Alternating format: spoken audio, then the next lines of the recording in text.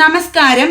കോഴിക്കോടൻ വാർത്തകളിലേക്ക് സ്വാഗതം. Hema committee report ഭാഗികമായി പുറത്തു വന്നതിന് പിന്നാലെ പലരും നടത്തുന്ന വെളിപ്പെടുത്തലിൽ പ്രതികരണവുമായി നടി ശ്രീലത നമ്പൂതിരി. ഈ പ്രതികരിച്ചവർക്കെല്ലാം ദുരനുഭവം ഉണ്ടായിട്ടുണ്ടെന്ന് എന്താ തെളിവെന്ന് ശ്രീലത നമ്പൂതിരി മാധ്യമപ്രവർത്തകരോട് ചോദിച്ചു. ചീത്ത അനുഭവങ്ങൾ ഉണ്ടായിട്ടുള്ളവർ ധൈര്യമായിട്ട് തെളിവ് സഹിതം പരാതി കൊടുക്കണമെന്നും അവർ പറഞ്ഞു. ഈ കമ്മീഷൻ വരുന്നതുവരെ പരാതിയുള്ളവർ കാത്തിരുന്നത് എന്തിനു വേണ്ടിയായിരുന്നുവെന്നും മാധ്യമപ്രവർത്തകരുടെ ചോദ്യങ്ങൾക്ക് ഉത്തരമായി പറഞ്ഞു. സെപ്റ്റംബർ 6 പുതിയ ചിത്രത്തിൽ അഭിനയിക്കാനൊരുങ്ങുന്ന കേന്ദ്രമന്ത്രി സുരേഷ് ഗോപിക്ക് തടസ്സമായി നിയമക്കുരുക്കുകൾ. കേന്ദ്ര സംസ്ഥാന മന്ത്രിപദത്തിൽ ഉള്ളവർക്ക് മറ്റു ജോലികൾ ചെയ്യാൻ നിയമം അനുശാസിക്കുന്ന പെരുമാറ്റച്ചട്ടപ്രകാരം സാധ്യമല്ലെന്ന് ലോക്സഭ മുൻ സെക്രട്ടറി ജനറൽ PDT ആചാരി പറയുന്നു. കേന്ദ്ര സംസ്ഥാന മന്ത്രിപദത്തിൽ ഉള്ളവർക്ക് മറ്റു ജോലികൾ ചെയ്യാൻ നിയമം അനുശാസിക്കുന്ന പെരുമാറ്റച്ചട്ടപ്രകാരം സാധ്യമല്ല. അവധി എടുത്തുപോലും മറ്റു ജോലിക്ക് പോകാൻ പാടില്ല. സിനിമയോ അധ്യാപനമോ മറ്റേതൊരു ജോലിയും ചെയ്യാൻ ഒരു മന്ത്രിക്ക് സാധിക്കില്ല. മുഴുവൻ സമയ ജോലിയായാണ് മന്ത്രിപദത്തെ കാണേണ്ടത്, PDT ആചാരി പറയുന്നു. വയനാട് ദുരന്തബാധിത പ്രദേശങ്ങളിലെ കുടുംബശ്രീ അയൽക്കൂട്ടങ്ങളുടെ ലോൺ എഴുതിത്തള്ളാൻ സംസ്ഥാനതല ബാങ്കേഴ്സ് സമിതിയെ സമീപിച്ച് കുടുംബശ്രീ മിഷൻ. ഉരുൾകവർന്ന മുണ്ടക്കയിലും ചൂരൽമലയിലുമായി ആകെ ഉണ്ടായിരുന്നത് 62 കുടുംബശ്രീ അയൽക്കൂട്ടങ്ങളാണ്. 685 പേരായിരുന്നു അംഗങ്ങൾ. ഉരുൾപൊട്ടലിൽ 47 അംഗങ്ങൾക്കാണ് ജീവൻ നഷ്ടമായത്.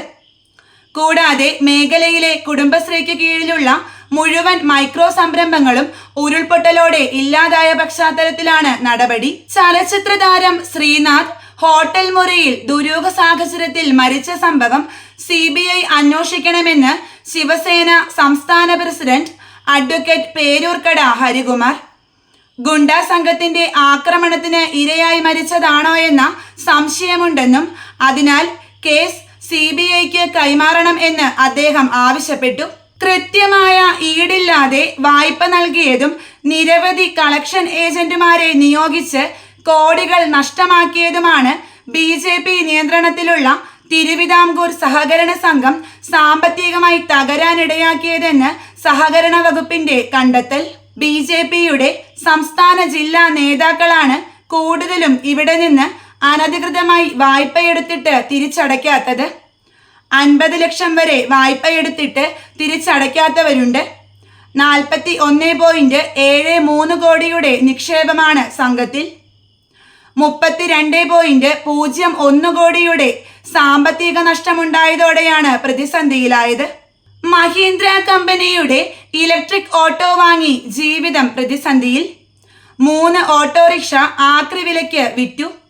ജീവിതം തുലാസിലായ ഒരു വിഭാഗം ഉടമകൾ ഷോറൂമിന് മുന്നിലേക്ക് മാർച്ചും ധർണയും നടത്തി. പത്തനംതിട്ട, ആലപ്പുഴ, കോട്ടയം ജില്ലകളിൽ നിന്നുള്ള ഉടമകളാണ് തങ്ങളുടെ വാഹനവുമായി താഴെവെട്ടിപ്പുറത്തുള്ള ഷോറൂമിന് മുന്നിൽ എത്തിയത്. SP ഓഫീസിന് സമീപം നിന്ന് മാർച്ച് ആരംഭിച്ചു. മഹീന്ദ്ര ഷോറൂമിന് മുന്നിൽ സമാപിച്ചു. എറണാകുളം ജില്ലയിൽ നിന്നുള്ളവർ വരെ മാർച്ചിൽ പങ്കെടുക്കാനെത്തിയിരുന്നു. ആരോഗ്യരംഗത്ത് രാജ്യത്തെ മികച്ച ചികിത്സയും ഒപ്പം പഠന ഗവേഷണവും ഉറപ്പുവരുത്തുന്ന സ്ഥാപനമായ എയിംസ് കേരളത്തിന് അനുവദിക്കുന്നതിൽ കേന്ദ്ര സർക്കാരിന്റെ അവഗണനയ്ക്കെതിരെ ബഹുജന പ്രതിഷേധ കൂട്ടായ്മ തീർക്കാൻ LDF തീരുമാനം. 2024 കേരളത്തിൽ എയിംസിന് അംഗീകാരം നൽകും എന്ന പ്രതീക്ഷയിൽ ബാലുശ്ശേരിക്കു സമീപം കിനാലൂരിൽ സംസ്ഥാന സർക്കാർ സ്ഥലം ഏറ്റെടുത്തിരുന്നു. ഗൾഫ് രാജ്യങ്ങളിലേക്കുള്ള ടിക്കറ്റ് നിരക്കുകൾ കുത്തനെ കൂട്ടി വിമാന കമ്പനികൾ. ടിക്കറ്റ് നിരക്ക് 3 മുതൽ 5 ഇരട്ടി വരെയാണ് ഉയർത്തിയത്.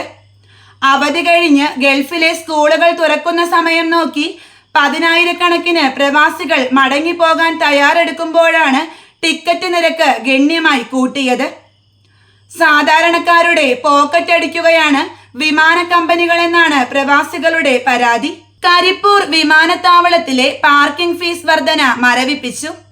സ്വകാര്യ വാഹനങ്ങളുടെ പാർക്കിംഗ് ഫീസ് ഇരട്ടിയായും എയർപോർട്ടിന് പുറത്തുനിന്ന് യാത്രക്കാരുമായി എത്തുന്ന ടാക്സി വാഹനങ്ങൾക്ക് ഗണ്യമായും ഫീസ് ഉയർത്തിയത് വലിയ തോതിൽ പ്രതിഷേധങ്ങൾക്ക് വഴിവച്ചിരുന്നു.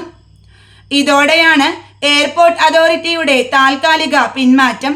കേരള സർക്കാരിന്റെ 2023-24 കായകൽപ് അവാർഡ് 4ാം തവണയും കരസ്ഥമാക്കിയ കുറ്റ്യാടി താലൂക്ക് ആശുപത്രി ജീവനക്കാരെ കുന്നുമ്മൽ ബ്ലോക്ക് പഞ്ചായത്ത് ഭരണസമിതി അഭിനന്ദിച്ചു.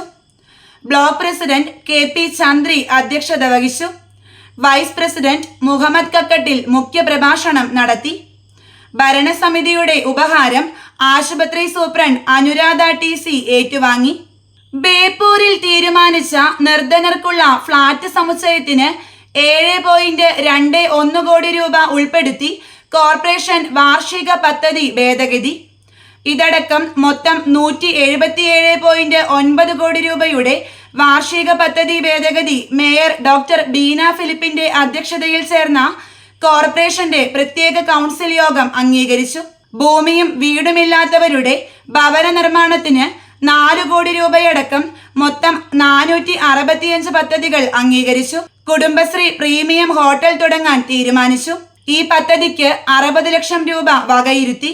കോഴിക്കോട് സാഹിത്യ നഗരം പദ്ധതിക്ക് മൊത്തം 72.37 ലക്ഷം രൂപയും ഭേദഗതിയിൽ വകയിരുത്തി. 2 ഇനങ്ങളിലായി 25 ലക്ഷം, 47.37 ലക്ഷം എന്നിങ്ങനെയാണ് മാറ്റിവെച്ചത്. തെരുവുനായി നിയന്ത്രണത്തിനുള്ള ABC പദ്ധതിക്കും മുതലക്കുളം സംരക്ഷണത്തിനും ബീച്ചിൽ കച്ചവടത്തിന് അടിസ്ഥാന സൗകര്യമൊരുക്കാനുമെല്ലാം പണം നീക്കിവച്ചിട്ടുണ്ട്. ട്രാൻസ്ജെൻഡർ ഷെൽട്ടർ ഹോമിനായി 15 ലക്ഷം രൂപ നീക്കിവച്ചിട്ടുണ്ട്. പുതിയ ഭേദഗതി ജില്ലാ ആസൂത്രണ സമിതിക്ക് മുന്നിൽ അംഗീകാരത്തിനായി സമർപ്പിക്കും. ഇന്നത്തെ വാർത്താ ബുള്ളറ്റിൻ ഇവിടെ അവസാനിക്കുന്നു. നന്ദി, നമസ്കാരം.